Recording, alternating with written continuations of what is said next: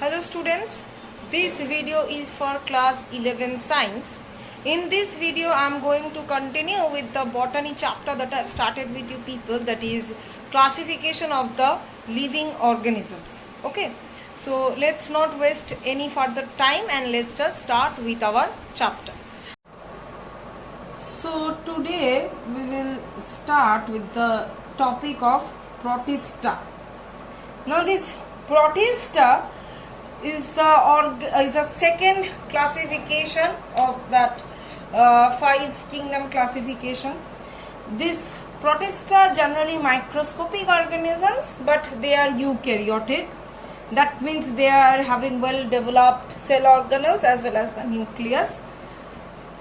Next is that the movement, they have a specific movement within their cytoplasm, that is known as cytoplasmic streaming.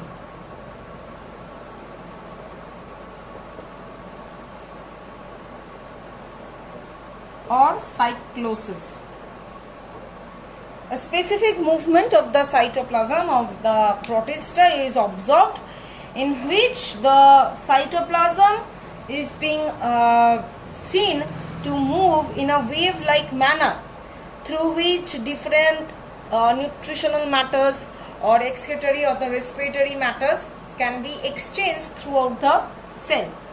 Apart from this, we would like to know about their locomotion, what type of locomotion they perform. Generally they perform pseudopodial locomotion, that is the formation of the pseudopodia that we see in case of amoeba. Second is that flagellar locomotion, that is the locomotion with the help of the flagella. Another locomotion is by the help of cilia or ciliary locomotion. The synchronous beating of the cilia helps the organisms to move from one place to another. Another locomotion, another form of locomotion is wriggling locomotion. This is a worm-like locomotion, in which, suppose this is the worm. Here this worm will wriggle like this, and in the next step it will again be flat like this. Again in the next step it will wriggle like this. In this way the organism move from one place to another. So this is the type of locomotion. These are the types of locomotion a Protista performs. Second, we will note about their nutrition, that means how they are obtaining their food or the nutrition.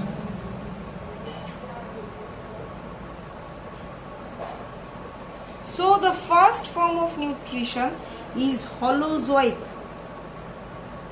In case of amoeba, we can see this type of nutrition. This is the amoeba. Suppose this is the food material. So what will happen? This amoeba will enlarge its body surface and will ultimately engulf the food particle. This is the holozoic mode of nutrition. Second mode is saprophytic. That means they live on the dead and decaying organisms. Next mode is parasitic. That means they draw their nutrition from the living world or the living organisms. Next is autotrophic. That means they have the chlorophyll within them. So by using that chlorophyll and by the help of CO2, water and sunlight, they can prepare their own food. Fifth one is mixotrophic. So it is a mixed type of nutrition which we can see in Euglena, which is a mix, or which is the combination of holophytic and saprophytic mode of nutrition. Sixth one is symbiotic, that is mutual relationship, give and take policy, symbiosis. Okay, so these are the mode of nutrition for Protista. Now In case of respiration, they generally perform aerobic respiration. There are some certain other who perform anaerobic respiration. Generally, they respire through their body surface. Now, next we will move on to the topic of reproduction. Now, they generally reproduce by the mode of asexual reproduction. First asexual mode is that the binary fission. Second is multiple fission. Third one is plasmotomy.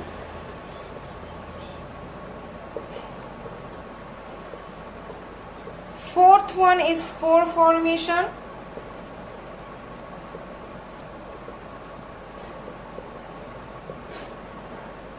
Fifth one is budding.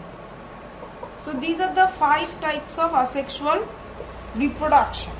So in case of binary fission, we know that the word bi means 2. That means here the one cell is getting divided to form 2 cells. Binary fission. In case of multiple fission means that is from one mother cell, multiple daughter cells or multiple daughter amoeba or daughter individuals are being produced. In case of amoeba, what is happening? That it is producing a wall around it, cyst, and the nuclei divides mitotically numerous times, and the cytoplasm encircling each of these nuclei forming the spore-like structure. Now this will, what will happen during favorable condition, this cyst wall will burst open and this spore will come out and will form the individual amoeba. Okay, next coming plasmotomy. Here only by the division of the cytoplasm without the nuclear division, multinucleate protist are divides to form 2 or more offsprings with many nuclei. That means it is having many nuclei within them. That's why nucleus is not dividing, only the cytoplasm is dividing and will form the offspring. Next is that spore formation. Many spores are produced in several slime molds which under favorable conditions will burst open in the environment to form the new organisms. Next is that budding. Here we know that a small outgrowth, a bud-like structures appears on the mother body, and ultimately when that bud grows more than size or more than the optimum size where the mother cannot obtain its weight, then at that time the bud detaches from the mother body and will grow into a new individual. Next we will move on to the sexual reproduction. Sexual reproduction, that means involvement of gametes. Generally 2 types of sexual reproduction are there: syngamy and conjugation. In the lower organisms, syngamy is actually noted, conjugation is actually noted. Syngamy is noted in higher organisms. Syngamy is again of 3 types: isogamy, anisogamy, and the third one is oogamy. Isogamy means when the gametes or the size of the gametes, form of the gametes are similar with each other. Anisogamy means the gametes are dissimilar with each other, and oogamy means the male gamete will be small and motile, whereas the female gamete will be larger and passive. That means the male gamete will come and fertilize the female gamete. So these are the types or 3 types of syngamy. In case of oogamy, it is a type of sexual reproduction where the union takes place, union of the gametes or union of the spore takes place through a conjugating tube, which results into the formation of the first cell or the first cell of the new organism, which we term as zygospore. This we can note in the lower groups of organisms. They generally perform diploid life cycle or diplontic life cycle. Gametes can be haploid, but the life cycle is diploid.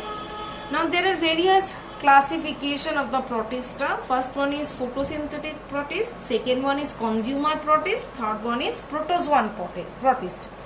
So if I go for the photosynthetic protist, that means they can make their own food. Consumer means they are slime molds. They possess the characteristics of animal and fungi. That means they can consume, they cannot make their own food. And protozoan means these are small microscopic organisms. Their whole body acts as a single functional unit from which all the functions are originating. That's why they are termed as protozoan. Now protozoan protists, these protozoan protists again are of different types. One is zooflagellate, that means their locomotory organ is flagella. The second one is sarcodina, that means they move by the formation of pseudopodia. Third one is ciliata, that means their locomotory organ is cilia. Fourth one is sporozoa, that means they do not have locomotory organs, they cannot move. So this was all about the protista. I hope that you have understood till this much. In the next video, I will continue with the chapter. Thank you.